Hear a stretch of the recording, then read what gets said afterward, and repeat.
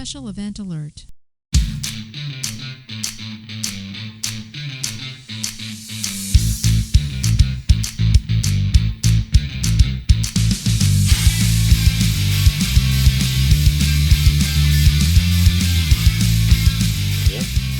It took me longer than I thought to park outside the base and walk all the way into work, which is excuse number 183 for being late for changeover. Your weekly space news and variety show. I'm your host, Marty Smith, and I'm joined by our man in the closet, Jake Wall. That excuse, it could be any of a dozen of us. It could. That's true. That's true. We're here to bring you the latest headlines and updates pertinent to all Guardians and to the other Earthbound branches as well. So take your seats, get informed, and have a laugh as we present Late for Changeover. Isn't it?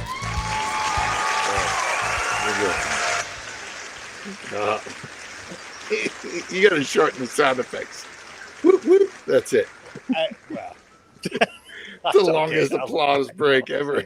It's the best one I could get. All the rest of them sounded cheesy. So, okay. We're up to 105 subscribers now. Hey, yo. Give us a like. Give us a subscribe. Don't cost nothing. You know? Yeah. It'll probably cost your dignity. It'll cost your algorithm. That's what it'll do. Yeah, it's true. It's true. Okay. Eric's off on vacation this week. Jake got back from vacation and then is going on another vacation. Yeah, back to back. Hey, life is rough, Marty. Late for changeovers, paying the bills. Yeah, we're in these streets doing research, collecting history, and talking news. to the people. Yeah, man on the street interview. Hey, can I get another beer? Oh, interview done. Yeah, that's good. Hey, what's that patch? That's kind of cool. I'll give you one for a beer. Yeah. Okay. Why not? So again, I want that pontoon boat. So I've been watching videos, and it just so happens this guy at work is from Florida, and he's going out there to Destin this weekend. Yeah, nice. And I looked up Crab Island. Oh my God, that's 1,000 boats out there, just fucking. And people waiting around because it's so shallow, and there's drink boats and all this other shit. Oh, really? Yeah. I'll be stuck doing a deck this 4th of July. So instead of Crab Islanding, instead of Crab Island, I'll be crabbing it on my fucking knees and a sander and stain while you're in Maui enjoying the fruits of your labor. So something. Well, arm candy. That's all I am. Speaking of Maui, and they got they got space observatories and all that shit out there. Let's get to the news. And this first story is about space. And I heard about this first story from these analysts. You remember the old Bat Cave? Remember where that was in the MCS? It's now converted. It's not that anymore. But they have analysts that sit back there. And the guy's like, hey, did you hear about the meteorite? And I was like, no, I didn't. So I went and looked it up. And this first story from space.com is a rare daytime fireball bright enough to be seen from orbit. The other part of that headline was, and it may have punched a hole in a house in Georgia. I probably should have left that part in there. But I'll show it to you in a second. A large meteor that triggered a spectacular daytime fireball over the southeastern U.S. may have survived its dramatic passage through Earth's atmosphere to punch through the roof of a Georgia home. Did you see any of this out on X or anything like that? No, I saw absolutely none of this. The fireball was spotted over the southeastern U.S. at 12:25 Eastern Daylight Time on last Friday, visibly flaring as the extreme heat of atmospheric friction overwhelmed the ancient chunk of solar system debris. Fuck, that was a tough sentence to get through. Atmospheric friction. Yeah. Its descent was bright enough to be seen by the National Oceanic and Atmospheric Administration's, NOAA's, GOES 19 Earth observation satellite. The meteor was first spotted 48 miles above the town of Oxford, Georgia, traveling at around 30,000 miles per hour, according to NASA Meteoroid Environment Office lead Bill Cook. They have a Meteoroid Environment Office. Yeah, Bill lucked into Bill that Cook. job. Oh, man. Or he's either grossly underexperienced or over-experienced for that. He's like, yes, finally, my dream job. Maybe he was on something else, and they're like, we got to create something for Bill. We got to get him out of this office, man. We got to get it. Let's make some meteoroid atmosphere bullshit. Let's lateral promote his ass over here and take charge of this office. And he came running out the other day, and he's like, we got something. Look at this. Footage of the event led many to speculate that fragments of the meteor may have survived its bruising passage through Earth's atmosphere. The hours that followed saw photos circulate online purporting to show the damage that a fragment of the meteorite caused when it smashed through the roof of a home in Henry County, Georgia. This sounds like they were needing a new roof and like... We're like, now's the chance, Brenda. He's out there stomping a hole in the and roof. USAA is like, meteor. I don't think Hale did this, you know. The meteor. Unfortunately, I promise. You didn't buy the meteor rider onto your atmospheric friction clause. Yeah. Straight from Bill Cook. Here's there. It was captured by like 2 or 3 different people. So here's a video out on X that shows like several of the views. Look at that son of a bitch. That would scare the crap out of you, right? Heck yeah. It's just the same 3 views over and over, but they're so quick. I like it. So people just driving with their cameras on? Yeah. I guess. Doesn't Tesla do that automatically, though? I don't know, man. There's a lot of actually YouTube videos of just dash cam video. Yeah, it's crazy. So most of it's out of Russia, involving random tires rolling down the street with no vehicle at all. That's right. Where did this come from? Just mowing down some horrible family of 4. All the best. Come to an anniversary party. You're like, all the best TikTok videos are all like India or Pakistan or Russia. You know, the guy who's overloaded his cart with too much shit. Or the best ones are the ones who have like a bamboo scaffolding, but then they've also got like a chair and they've also got like a desk and they're standing on top of it. They're moving a 1-bedroom apartment on 75cc scooter. Oh my God. With your whole family on too. And the dog and groceries. You're like, how is this possible? No helmet. And we're worried about this? Yeah. Look what these guys are doing. That's what I'm telling you. They're having fun over there. I know. They're making videos and everything. So footage of the event led many to speculate that fragments of the meteor may have survived its passage through Earth's atmosphere. Oh shit! I just recopied that same thing. So they think it went through the roof of a home, as I said, in Henry County, Georgia. So here is that picture. It's not the clearest picture, but it's from a CBS view out there. So it's hard to tell how big that is. But if those are shingles, that's pretty good. That's golf ball size, maybe. Yeah. But straight through into the living room. Yeah. That thing had some momentum to it, right? It came finally to a rest on his floor. On his floor, right underneath the Velvet Jesus painting. You know, it's in Georgia. There's got to be some Jesus on the cross somewhere. That's right. I hope it wasn't some, some old lady who's like, oh, look at this. It's a sign. It's a sign. It's a sign. I need an 8th cat. Yeah, it's a sign for a new roof, lady. That's what it's a sign for. Better call USAA. 2 years ago? They may cover it. I don't know. They may cover it. So anyway, I thought that was pretty cool. More stuff falling to Earth. It's got to be more frequent as we get going, right? So all this stuff is up there now. I mean, that was from they think it was from one of the meteor showers that passes by, but still, it was big enough to, even though it ended up that small, it was pretty dense and pretty big to come all the way down. You saw those videos, man. That's crazy. Didn't hit a satellite or anything. That's impressive. Nothing. See, there's plenty of room up there. A lot of room. Double it. Double the amount of satellites. Not as much room on the Earth.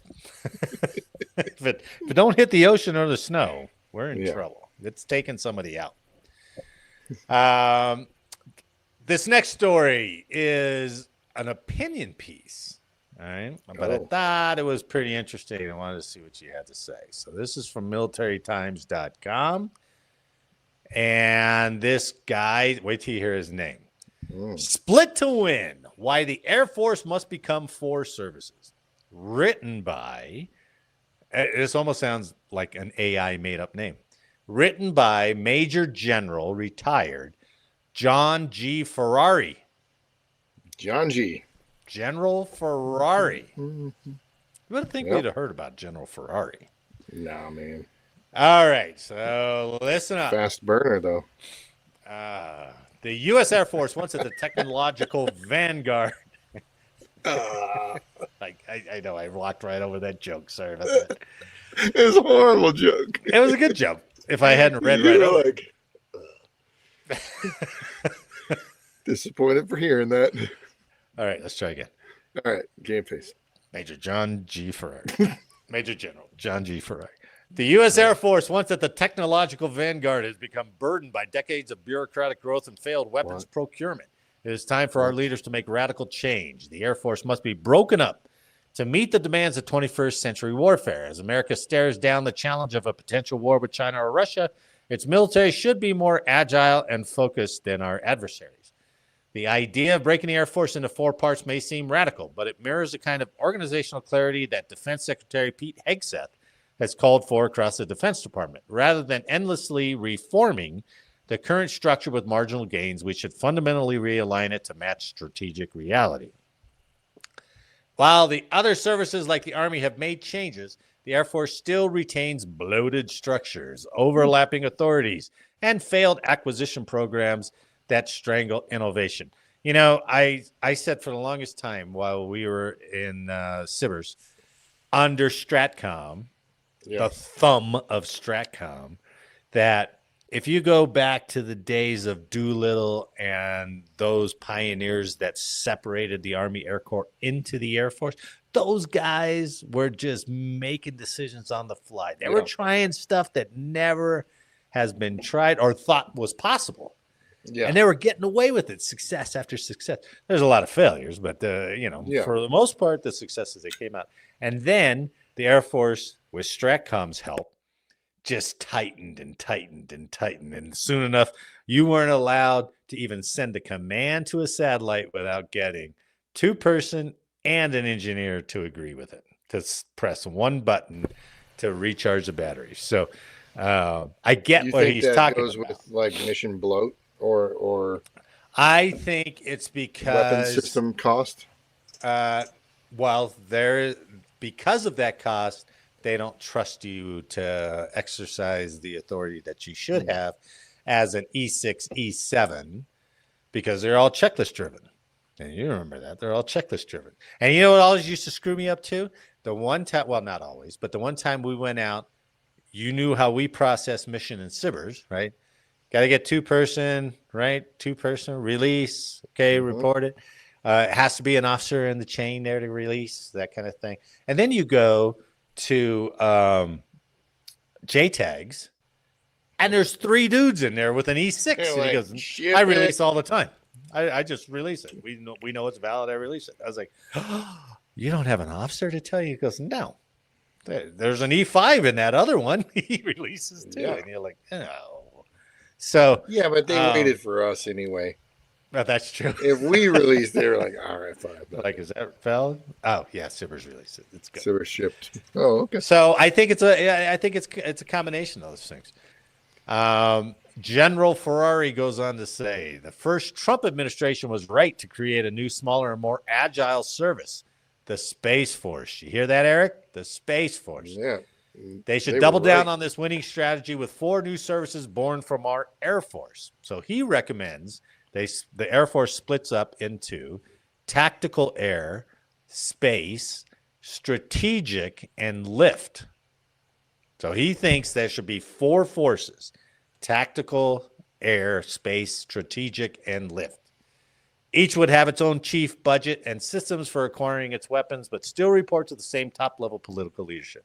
So it sounds like 4 more commanding general positions, Yeah. right? This And sounds like just a associated staff. funding kind of thing. I know. That's all it is. Because how would you recruit for? Are you going to go into the lift, or are you going to go to tactical air? Like, think about all those pilots that good point. fail out of tactical air, right? And then they go to heavies. Yeah. And how would that's that a work? whole different force. Well, they haven't even split off Space Force into its own They basic can't even training. figure out the guard. Yeah, yet. that's true. Space Force Force guard. We're going to get rid of the reserves, and we have no guard. Anyway, here's how he runs it down. The Tactical Air Service would focus on defeating advanced enemies in direct high-end air combat with America's most elite jets, drones, and other air support platforms. Okay, kind of obvious. The decision to create Space Force was the right one, but a piece of unfinished business is to integrate it directly with the warfighter. This can be done by combining the Space Combatant Command with the Space Force into one organization led by a single 4-star general. Now he's cutting jobs. By allowing the same person to serve as both the warfighting commander and the force provider, a role currently split by law, we can give our space guardians the institutional leverage to shape U.S. strategy beyond Earth's atmosphere. I don't know about that one. That's a little too Command and General Staff College typey writing for me. Yeah, I don't know. Because I wonder why they split it in the first place. Yeah, I don't know. I think 20 years from now, it's the right decision. You know, when we have more frequent stuff that's going on, we're taking over launch. You know, we get, as the mission grows in space, we'll need something. But for right now, God, if Eric was here, I can hear him in my ears right now. Stupid. Dumb. Why? Why the hell would you do that? America's nuclear and other strategic forces are often neglected, which has led to the complete failure to modernize these capabilities over the past 40 years. This is why creating a strategic forces service for deterrence, both nuclear and non-nuclear, proves that this is not just another Air Force mission, it's a national strategic imperative. Now, I want to read, this is lengthy, but I want to read this part because I don't necessarily agree with it. It seems like it's trouble. Why are we going back to like Cold War-esque push towards more nukes and more? I don't know. Yeah, that's a good point. Why are we going back to that? I don't know. It seems like we got enough, right? Well, I mean, there was a whole global agreement that we were going to dial down the SALT II. God, how many treaties have we had, right? And now it's just kind of escalating again. We just send the B-2 with the mop, and we're like, okay, you don't have to show up at the treaty now, Iran. Those are crazy. That's crazy. He says today management of America's nuclear arsenal is split, overseen in part by Air Force Global Strike Command and the Navy.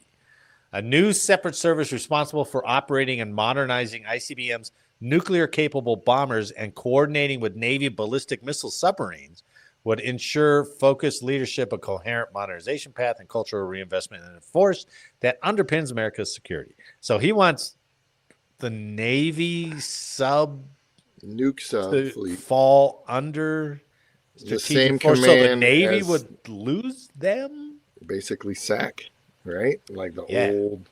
Yeah, it's like SAC. Yeah, good point. The final pillar. Oh no, Jake, I lost you. Anyway, he'll catch up. The final pillar of this reorganization is creating a global lift and logistics service. Now I can't. I got to wait for you to come back. What happened? Is that me or is that you? Oh, I can hear you now. Sorry, man. Oh, that's all right. I I was don't know checking what's to going see on. if it was me. No, I think it was me because my connection went again Oh, for okay. no reason. I'm like, I don't Yeah, get I it. know. My dependable Xfinity, which is I'll be looking to get rid of Xfinity too. That'll be nice. The only reason I have it is because of my fucking email. So, Yeah. all right, the final But how are they pillar. going to man those though? That's the thing. I don't know. I don't know. Combining it But would it be just it this last part, and then we'll talk about it. The final pillar is yeah, reorganization is creating a global lift and logistics service. Just like the American economy depends on truckers, our Air Force relies on planes that move, refuel, and deploy our forces. They're indispensable, but too often lose budget battles. Again, budget battles. Splitting these assets off into their own service and combining it with its combatant command, transportation command, or TRANSCOM, would alleviate this issue and ensure the United States retains its unmatched ability to deploy power globally. But TRANSCOM's Army, I think. I think it's run by the Army. So what you're saying? oh Oh, yeah, airlift goes over to the Army, which, but okay. So I I don't know get how what this he's works, saying, but man. I This is don't crazy. know. I don't know how that would execute, right? Yeah, Because it's almost like, hey, we should break the Army up. We should have uh, a tank army, and then we should have just infantry army. It's like you yeah, got to come. You got to do some combinations here. I mean, who seems to have the best concept of it is if you go to the Marine Expeditionary Force, the MEF, because yeah, the MEF has everything they need. They got air, they got sea, they got the troops, they got their own yep, supply, they got their own lift. Granted, it's a small force relatively, yeah. It's but not big. Those aren't. no, but that's the concept, right? And they push this whole package out the door. So I don't know. It's hard to get. I understand what he's saying, but that's on like a philosophical level. Like I said, CGSC stuff. However, it's then now you got four new organizations that are all going to be fighting for the same pot of money. Yeah, exactly. And Same thing. it sounds really similar to every time. I mean, we've all seen it where the comm is at the squadron, and you Yeah. had like two or three comm guys at the Right. squadron, and they were hooking the squadron up like all Right. the time. Right. And then they consolidate comm, and they're like, we'll be able to get you your Yeah. issues Good. fixed faster. Good And then word. Yeah. comm is so you got all of lift here, but then comm, once we start calling them, you're like, it's going to We don't be have anybody to 4 send days. out. Yeah, we don't have anybody to they send out they to. did the same with Intel, where they're like, oh, all Yeah. Intel is going to be consolidated here, and we're going to take care of everything, and then they're just not responsive enough No. to go with that. I Not mean, when I you have think, a member sitting down there with the squadron or sitting yeah, down there with the unit. Yeah, you're exactly. right. You're right. I think those mission deltas. Have you heard about what they're doing? Their Space Force is Are they reorganizing again? again. Yeah, so they're trying out, and it actually kind of makes sense because the acquisition process is broken, I right? For a agree. number Yeah. of reasons. Yeah. One is they don't have any connection to the actual people or mission they're serving, Right. right? Right. That's one of the big issues. So the space deltas are going to combine the acquisition branch of whatever mission that is, the operations branch of whatever mission that is. Yeah. So let's say it's GPS. Okay. And GPS is going to be acquisitions and ops and support all under one commander. And they're Huh. all going to be co located so that the ops guys can actually go to the acquisition guys and the acquisition guys can see they're all right there so they know exactly how to support each other. That's kind of cool. I mean, Yeah. if you take Sivers, for example, to emphasize your point, Yeah. every time we sent somebody downrange to the KAOC, they're like, what do you bring us? And they're like, okay, granted, we're just an intel piece. I get it. Yeah. But but that's also that's educate the Army guys. But imagine, yeah, You know? exactly. But imagine like having Sibers and then LA Air Force Base all the Sibbers represented and acquisitions guys at Buckley. That's a good point. Under the 460th or whatever the hell whatever it is now. So I've been out to SSC and to LA, and they talk in like just theory about Sibbers or GPS or anything else. They don't go out there. And when they go out there, they're like, "Oh, you guys do all this?" And they're like, "Yeah, dicks, that's what we do." Yeah. So, and having them know that and having I like that right there might be super helpful. I mean, how many times did guys like engineers and testers over the shoulder up at Boulder? Yeah. You know? Right. And they're like, why is it doing that? And they're like, it always does that. Like, it's the same thing. You just got to keep following the lines. They're like, but it's not all in a row, you know? It's like not. Well, like, it's not pretty. The real world isn't pretty. It breaks and it comes back. And you know, the best help you can get for any program, any space program, is take like a junior officer who did ops, but then he flopped over to acquisitions or something, and now he can speak both languages. That's the best support that you can ever get. And maybe they should do that with the officers corps and just start rotating them that way instead of just track acquisitions all the way. They have to do ops, and then they do acquisitions on the ops they pulled. That'd be crazy. So that's okay. That's interesting to see if that's what they're going to do with the space deltas. So they still can't figure out what they're going to do themselves. No, it's young. They're still changing army, and they've been around. I know. And if you go with 1872 or whatever. If you go with General Ferrari, he's like, let's create 4 more. Good luck, dude. Split them all up. Now you're going to have lift pilots, straight up budget battles with the root cause is the inability to budget. Like that's what he wants to fix by doing this, right? Sure. That's what it sounded like. Yeah, that's what I got. Fix the acquisition process and fix the budgeting process. Yeah, I agree. That would, but he's given up on that. It's easier to create 4 new forces than it is to fix the acquisition and budget process. Well, what programs try to get through acquisitions and get canceled the most? It's got to be fighters, right? Oh, I mean, that's what's weird. You gotta submit like 2 or 3. Yeah. And you knowing full well they're only going to pick one. Yeah. And the satellites, by the time they actually get made and launched, it's like a 10-year battle to even get to that point. So, and by that time, all their components are outdated anyway. So, it's just like, Elon, can you help us out? And Elon would be like, no way, man. You cut out my EV mandates. I ain't helping you out with shit. Or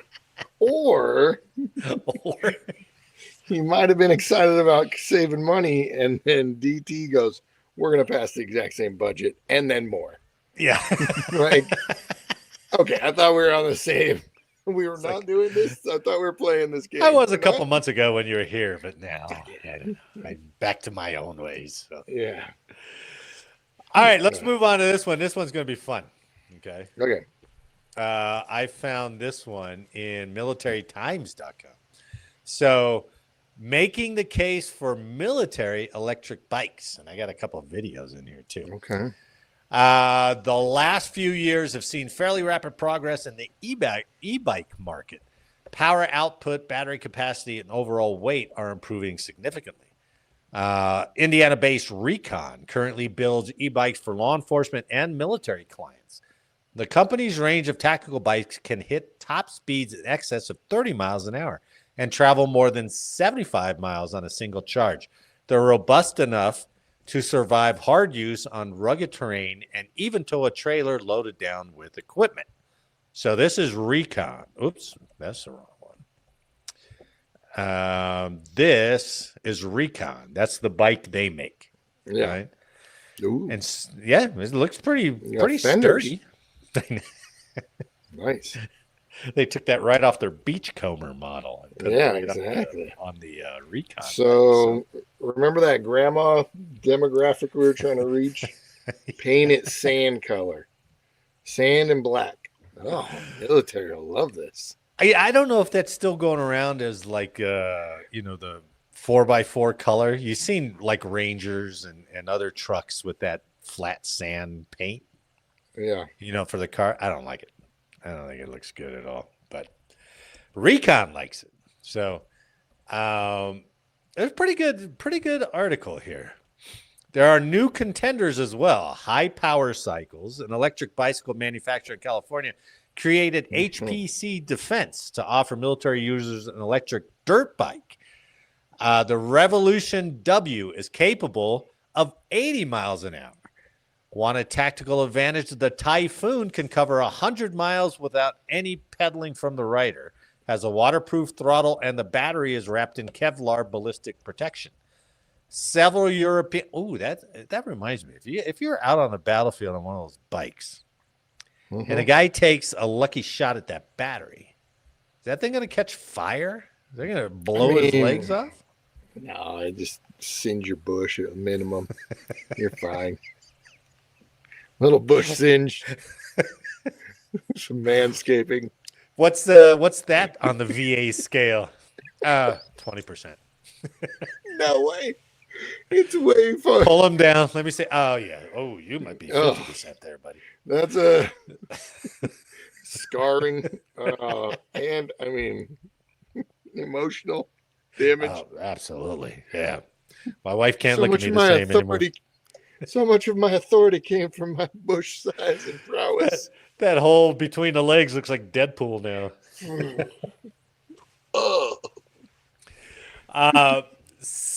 Several European militaries are either testing or fielding e-bikes as well. In 2023, the Defense Post reported that the British Army was testing high-powered electric bikes capable of achieving a top speed of 50 miles an hour. That particular model used an electric direct drive setup with no chain or gears, which made it nearly silent as it skirted roads in favor of terrain that would be harder for an enemy force to keep tabs on. The Daily Mail reported that not only British troops ride electric bikes into combat, they could use the ultralight vehicles to rapidly deploy anti-tank weapons. It's a lesson learned from Ukraine. A year later, Inside EVs reported France was looking into a similar arrangement. The test included contenders from the French manufacturer LMX, the 56 electric assist bicycle, and the 161 electric dirt bike. Ooh. So watch this for an example of some of those electric dirt bikes are fun. Yeah. The French are looking. Let me turn this volume down. So the French are looking into this company. Whoa. Those aren't necessarily silent. No. What? Whoa. Looks like a preview for that movie Rad. It's a double feature of Rad. They turn off those stupid headlights, it would last longer. Yeah, that's true. Nice. So, what's the first thing that comes to your mind thinking about those fast bikes, 50 miles an hour on a motocross bike? It's impressive. And then giving it up to our 19-year-old soldiers. And they're like, don't take these out of the motor pool. Yeah, dude. We're going to have to double our order. Just due to Johnny fuck around, honestly. Oh, my God. They are going to just destroy those things. Oh, that'd be hilarious. So, this article talks about if you've been following the way the Army wants to go, lighter, faster, more agile. So they come up with the Army's infantry squad vehicle, yet another vehicle for the Army. You know, the Humvee's so passe. That's like three generations ago of vehicles. So now they got the Army's infantry squad vehicle, which is light, fast, efficient, and agile on the battlefield of tomorrow. Let me show you the Army ISV. We haven't covered this, so it's kind of infantry squad vehicle is essentially a high mobility vehicle that's meant to transport troops and equipment from A to B, get you as close to the X as possible. So this looks like a stripped down Humvee. Take the fight to the enemy without traveling dismounted for too long with a lot of equipment on you. I'd say it allows us to fight lighter. So Being a light infantry division, we rely on our mobility on foot to fight. But given that, we also have a lot of weapons capabilities like AT-4s and javelins that it's tough to fight dismounted with. So having these vehicles, you can load up all of your sustainment, all of your weapons, and then get off as close to the objective as possible and still fight light. All the heavy things, right, that we carry, to include our ruck, javelin systems, AT-4s, Carl Gustav, the Stingers, I mean, you name it, all the stuff that we have to carry with us to fight with now in this Lisco war. We can expeditiously just strap that down to the ISV with just some 550 quarters, some tape, and if we need to use it, cut it off real quick and engage with it. And it takes the weight off the soldier's back. Just duct tape that shit. As well. Hell Instead yeah. of the commercial, duct tape it. Yeah. And then when you go turn it in, they're like, "Hey, what's all these tape marks on here? Yeah. You're gonna have to buy a new one." So you need to sand it down and repaint it. That's where they want to go, right? They want to go to this ISV, and this guy writing this article is saying, if you use that ISV, you can mount a couple of these e-bikes to it.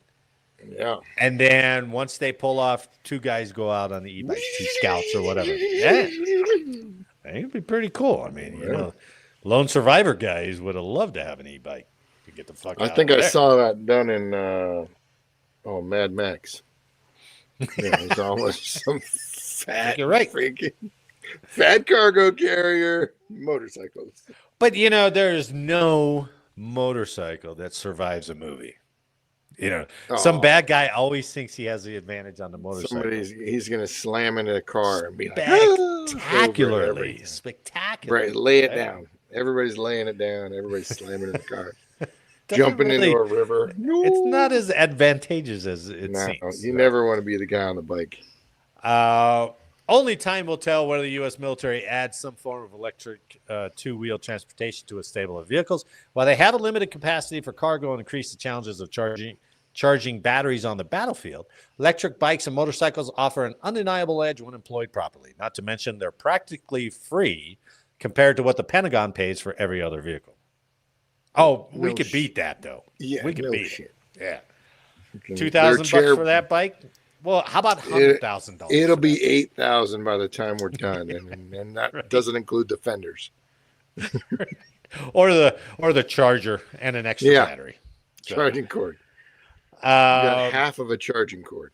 But you know who the guys were doing that video for the ISV? That was 101st Airborne guys who road march in and road march out, and they're like, "We can drive? Hell yeah, we like it." They're like, "Yeah, I love this thing." You want me to say what about it?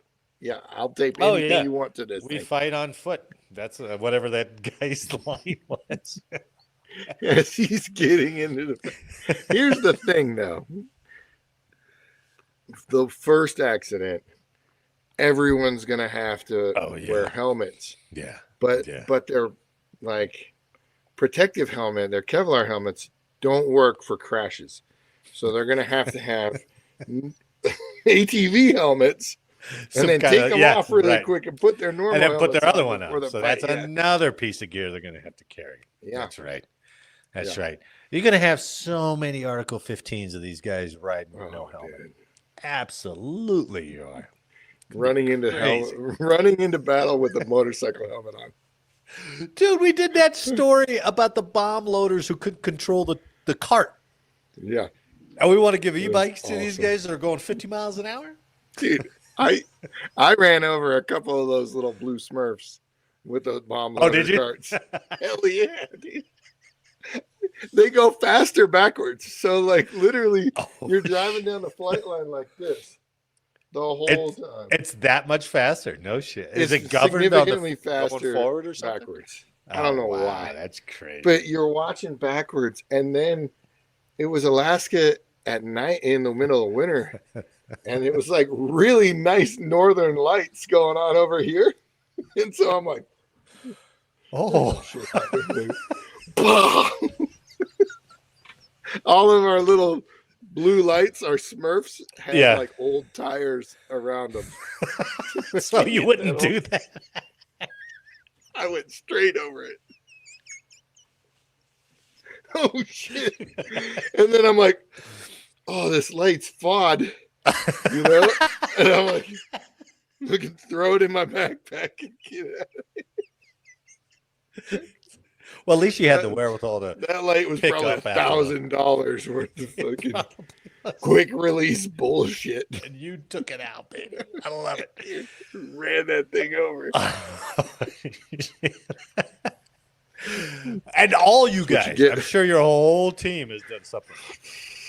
Are you going backwards? No. Yeah. That sucks. All going you backwards. can't drive it forwards.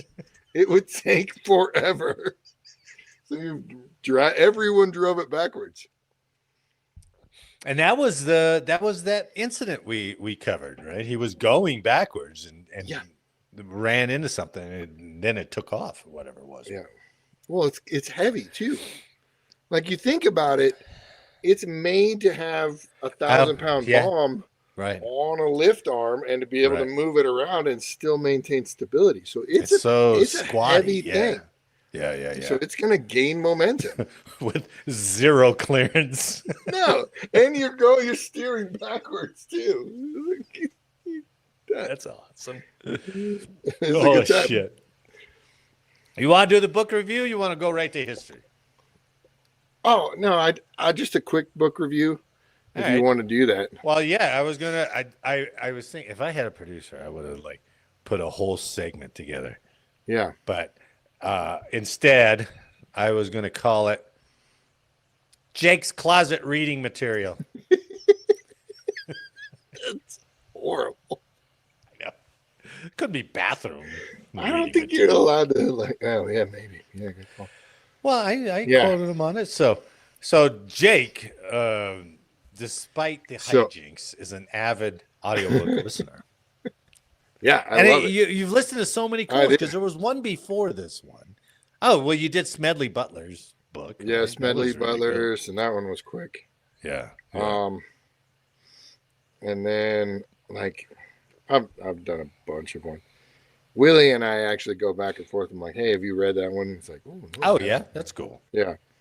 So on my audiobook, my total listening time is, I don't know if you can see that, Oh, too close. Oh, no. Oh, it's focusing.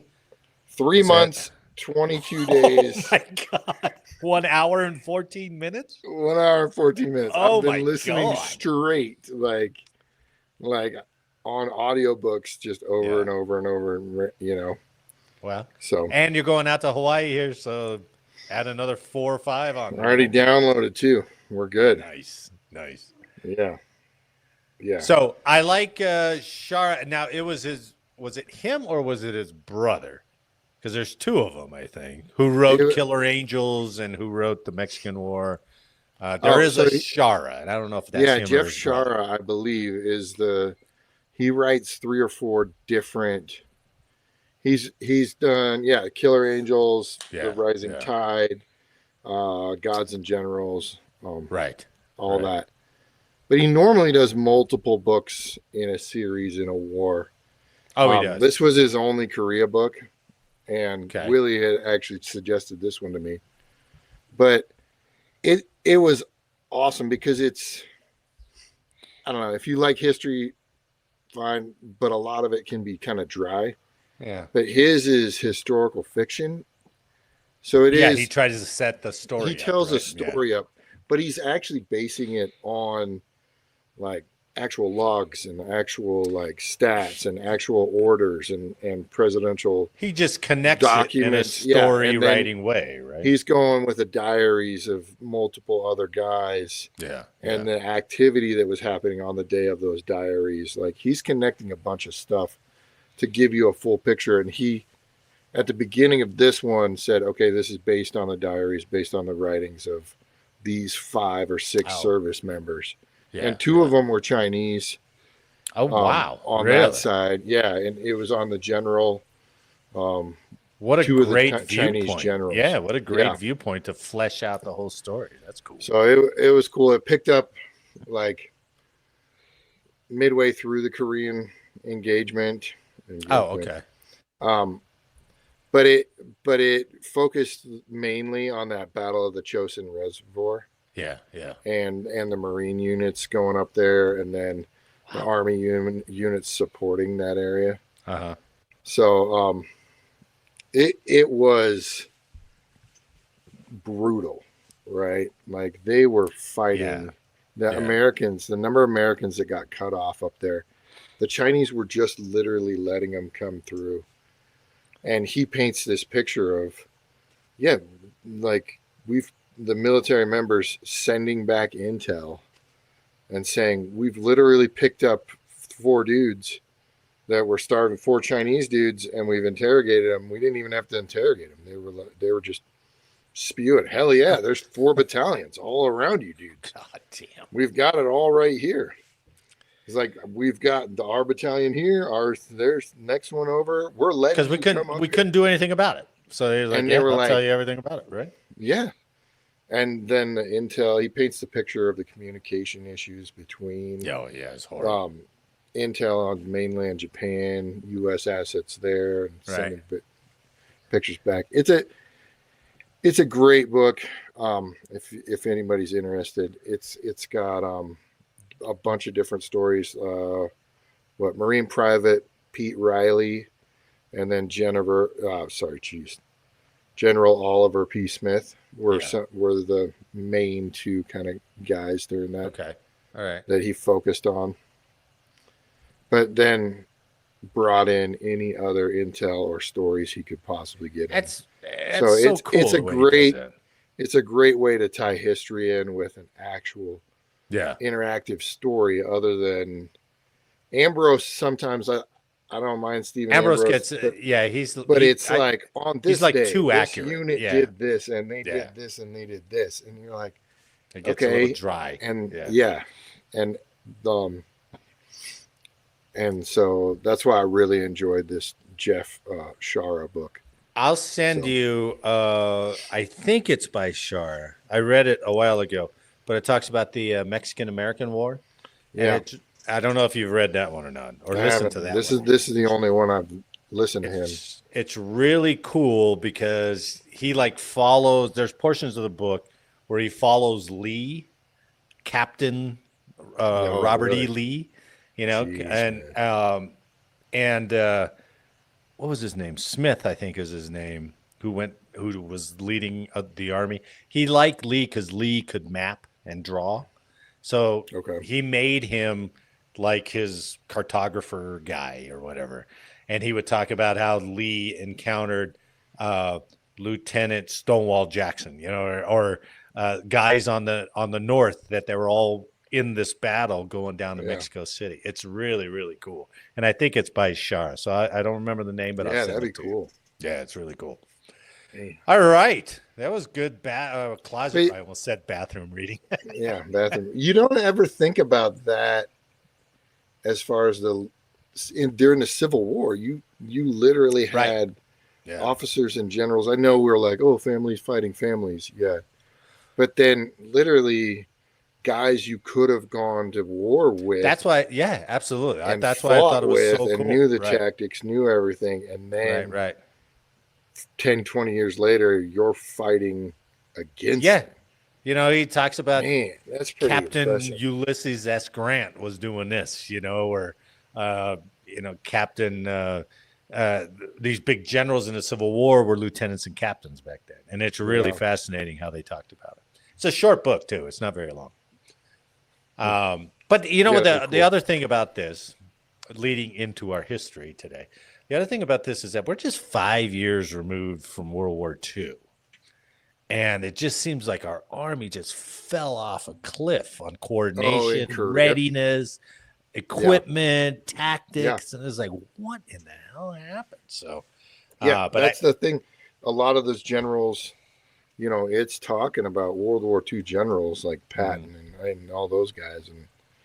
And you're like, oh, crap, they're still fighting, whole different area. And maybe I don't know how much it touches on MacArthur, but maybe MacArthur thought too highly of his capability and his army's capability and put almost got him wiped out. Brought up MacArthur and the decisions that he made that led to this issues. And and Wow, other fascinating. generals that were basically kind of too far up MacArthur's ass, in a way. Oh, sure. And You're not, like, you're his connection to the actual battlefield, and you're not you giving him need to be direct. telling them the truth. Yeah. You're not observing what's happening in the battlefield area and Right. telling him properly, Right. and push him back. But All right. I've got it on my phone to listen to. So yeah, nice. not that I'm going to take a trip. Maybe I'll listen to it while I'm sanding my deck over the 4th Yeah, of July. yeah, you're gonna have to have ear protection in anyway. You don't want that tinnitus. Well, Get that you. could give me another 10%. Nah, you're not getting shit Um, until you're deaf. Don't play it off. Thanks, Jake. And now that plays perfectly since Mr. History isn't here. I'm going to be Mr. History today. Oh, okay. And on the heels of that book review about Korea is our day in U.S. military history. The Battle of Osan starts on 5 July 1950. So, on July 5th, 1950, the Battle of Osan marked the first significant engagement between the United States forces and the North Korean army during the Korean War. I don't know if this is going to be much help, but I downloaded it anyway, so I'm going to use it. No. Oh, Eric it's too doesn't get small. this. I know he Eric, doesn't. Better. I know he doesn't. Oh, he better protest. Yeah, I'm telling you, I'm gonna he's text retired. He him. has all this time to do this stuff. So, Man. okay, Task Force Smith, comprising 540 personnel from the 1st Battalion, 21st Infantry Regiment, and Alpha Battery, 52nd Field Artillery Battalion, was deployed to Osan, approximately 25 miles south of Seoul. The task force, under the command of Lieutenant Colonel Charles Smith, Task Force Smith, was poorly equipped, lacking effective anti-tank weapons and relying on outdated 2.36-inch rocket launchers and a limited number of 57-millimeter recoilless rifles.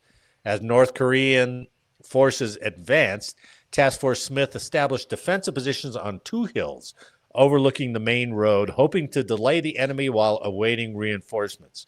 So the whole Task Force Smith thing was they were trying to run a delay in action so they could get forces up to them, I think. At around 7:30, Task Force Smith encountered a column of 8 North Korean T-34 tanks from the 107th Tank Regiment. The American artillery opened fire at 8:16, but the rounds had little effect on the advancing tanks. As the North Koreans closed in, the task force's infantry engaged with limited success, firing rockets and artillery, but the T-34s continued their advance, eventually breaching the American lines. By 11 o'clock, a larger force of approximately 5,000 North Korean infantry. Now, remember, Task Force Smith has 540. So much like you were talking about, or Jeff Shaara was talking about at Chosin, here come 5,000 North Korean infantry. Is this the same Smith? No, this was a Colonel Oliver Smith. P. Smith? Well, No. he might have got promoted after this. This was Lieutenant Colonel Charles Bradford Smith, Army guy. His- So, his because the incapable general in the cousin, book was a Marine. Right? Oliver P. Smith. Yeah, he was a Marine general, wasn't he? So 5,000 North Korean infantry come down, supported by additional tanks, began to flank the American positions despite inflicting some damage on the enemy. Task Force Smith faced overwhelming numbers and was forced to withdraw by 14:30 due to low ammunition and deteriorating communication. So they had 3.5 hours there just getting whittled down to nothing with no ammo. The withdrawal quickly devolved into chaos, with many soldiers exposed to enemy fire. Task Force Smith suffered significant casualties, with initial reports indicating 20 killed, 130 wounded or missing, and around 36 captured. So that's 160, 180. That's almost a third of their force. But it's a little bit over the third of their force. The North Korean forces sustained approximately 42 dead and 85 wounded, with 4 tanks destroyed or immobilized. Task Force Smith's actions delayed the North Korean advance by approximately 7 hours, but the engagement highlighted the inadequacies of American forces in terms of equipment and training, setting the stage for subsequent battles in the Korean War. And that happened on July 5th, 1950. why do it always seems like we've got to get punched before we figure stuff out. Right. I mean, look at World War II. We go to Kasserine Pass, get the crap kicked out of us, right? We reorganize, they put Patton in charge, and we get going. Korea, Task Force Smith, I think, was the first battle. Got the shit kicked out of us. Vietnam, first Cav, going into Ia Valley. Right. Basically, they got the shit kicked out of them, right? So, yeah, that's a good point. Why do we have to get our tails kicked before every time? Oh, let's figure this thing out. I mean, what? Fallujah, even like. The first battle. The first battle. Yeah, that's right. I heard some historian was talking about America's problem is they're always trying to fight the previous war.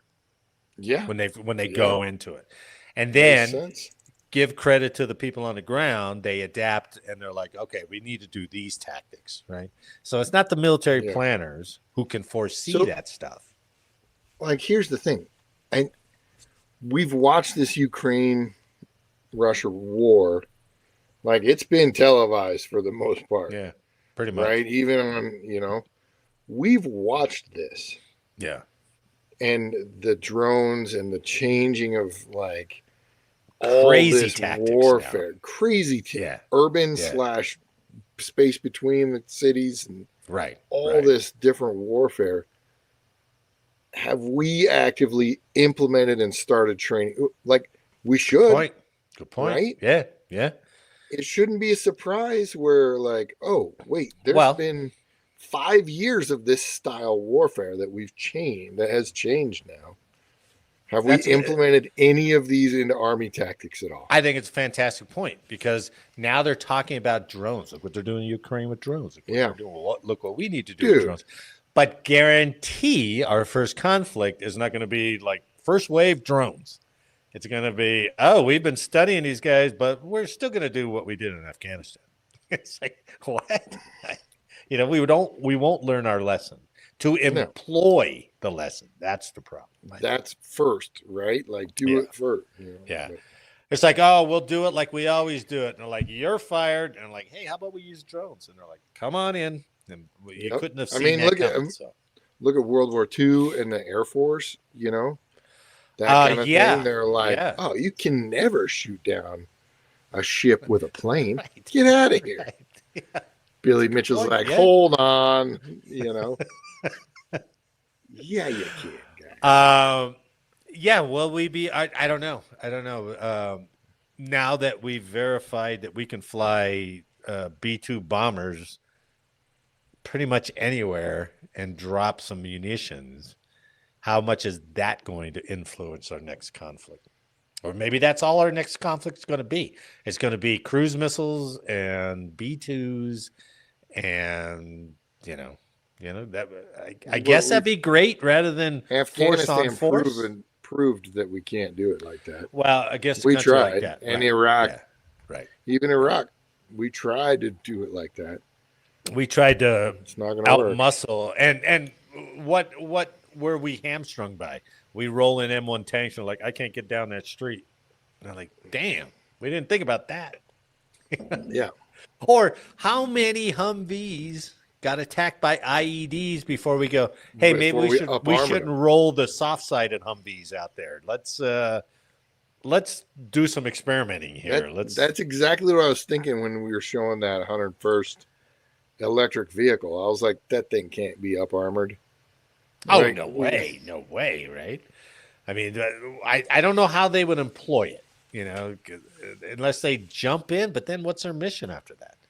So I don't know. I mean, I when I first joined in '89, it was all Soviet tactics. That's all we trained on. Wave after wave of Soviet attack.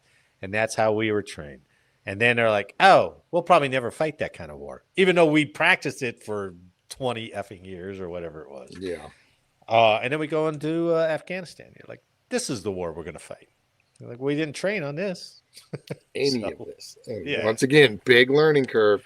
Yeah. Even though the knowledge was out there, right? We had watched Russia and actively fueled counterinsurgent warfare Yeah. in Afghanistan for what, 10, 15 years Yeah. against Yeah. Russia for all. Yeah. And yet we didn't think it could happen to us. You know what? I Come mean, on. who? Yeah, Russia the same way. I mean, it is us, but Russia the same way. And they're like, "Hey, we're going to roll these guys," and for the most part, they have. Yeah. But then here come what? A bunch of drones took out our bombers. What? We didn't plan for that. You know? So, yeah, it's, but nobody can predict what our next conflict is going to be. So, I don't know. Hopefully, we don't have one. But Yeah, right. That's what's disappointing. well, I'll be a So peacenik. annoying. I'll be a peacenik at the end of the episode. I'm quickly becoming one. Make Like, love, it's not just- peace, or make peace, not fucking- war, baby. That's what it was. So. It's ridiculous, man. But nobody yells for no war. They're just like, we got to have a war against the right people. Not anymore. But how about no war at There's all? no- They're like, There's no war at all. Whoa. That's whoa. true. Yeah, yeah. Well, we How gotta about have we something. just fund them? Oh, No, okay, that'll work. No. Can we not do that either? That's a better tactic. Yeah, just do that. Yeah. Well, hell, Jake, that's a rousing way to go off. We got Yeah. Frozen Chosin and the Battle of Osan, kind of on a downer note. Yeah. But I remember that's good. studying Task Force Smith and all the lessons that came out of that. It was, I don't know, did we make any changes on the future stuff? Some, but not very many. Okay. One change we made when we went to Gulf War, like, all right, let's just bomb them for 40 days. How about that? Yeah. Like, good idea. Good idea. Good idea. Really? Oh, okay. Yeah, that works. Air Force is good. Anyway, well, let's call it an episode, Jake. Let's get out of here. I'm sure you got a pack. You flying Are tomorrow? you basically saying end up? Well, you are saying end up. Oh, okay. On am, behalf of I'm packed up. I'm good Oh, to go. shit. I wasn't planning on checking a bag, but Teeny was like, all the way to Can you- Maui, you got to check a bag, man. "No, I'm only there for a week, and there's laundry facilities. I got a backpack. I'm good." And what are you going to wear? Shorts and shirt, right? Exactly. Not like you're bringing khakis with you. Fucking- yeah, we're good. TD's like, "You're gonna have to get a button-up shirt," and I was like, "Go to Costco. Get me a Hawaiian Yeah. shirt from Costco." Yeah, there you She's go. like, "Seriously?" I was like, "Yeah, fine. I don't care." Then I'll donate it afterward, like Jack Reed. Yeah, but like, listen to this. Like 2 weeks ago or a month ago, before she left, I said, "Hey, do you want to pack up some of these bottles of whiskey for your friend out there?" Oh, "No, we're good. No, we're good." I'm like, "I'm at Costco. I remember last time you wanted to bring stuff. Do you want me to hook you up?" "No, I'm good. I'm good." I'm like, "Okay." Yesterday, "Hey, no. can you bring 3 bottles of whiskey out there?" I was like, "I literally have a backpack already packed." I can't She's like, fit. "Can you?" I'm like, "I'm checking a backpack." Yeah. Oh, you held strong. No, for no. you. I You wrapped did it. hold strong. I'm checking the same backpack. I packed all the stuff. A kind of a spite pack-ish. I'm like, "See, you don't need 14 suitcases for 1 week in So, Cabo or whatever the In fuck. this scenario, to circle back, Yeah, in this scenario, circling back. Teeny is fighting the new war. When you warned her, you should do Tactics are this. changing. And she's like, Historically nah, speaking, I'm not gonna listen to those lessons learned. nah. And then she came back and she goes, hey, Hey, maybe Billy, I should have listened. Billy Mitchell, you think you could pack me some whiskey? But I'm sure that never came out of Teeny's mouth in that I should have listened to you before I left. I should have brought that whiskey with me. No, but she tolerates a lot worse than me. Okay. She does. Every time. You guys have a uniquest relationship I've ever seen. The It's most good. tolerance of a couple I've ever seen. Oh man, I say horrible things, and she's like, shut the fuck up. You're ridiculous. I was like, yeah, but it's not changing. It's not. You can't say that. I was like, too late. I said it. Yeah. I might even mean it here in a minute if you keep it up this attitude. No, I'm just kidding. Good. You hear that? Hear that? Let's get out of here, shall we? Yep. On behalf of Jake and I'd like to thank you for listening today. Please like, share, subscribe, and let us know how we did in the comments. And make sure next week that you are not late for Shakeup. Yep. Eric, Jake- I'll make sure to send you some chafing pictures. Oh, yeah. Because the sand's getting places, if you know what I mean. He does. And he Stick- has experience on it. It So he's sticks like, to that bronzing oil that he uses. that's a bronzing oil friction rash. You got to put less of that in there between those two areas. I'm like, thanks, Eric. Jake, thanks for the week. And thanks to everyone watching and listening. Oh, here we go. Happy 4th of July. And thanks for listening and watching. And we'll see you next week. Yep. All right, Marty. Have fun.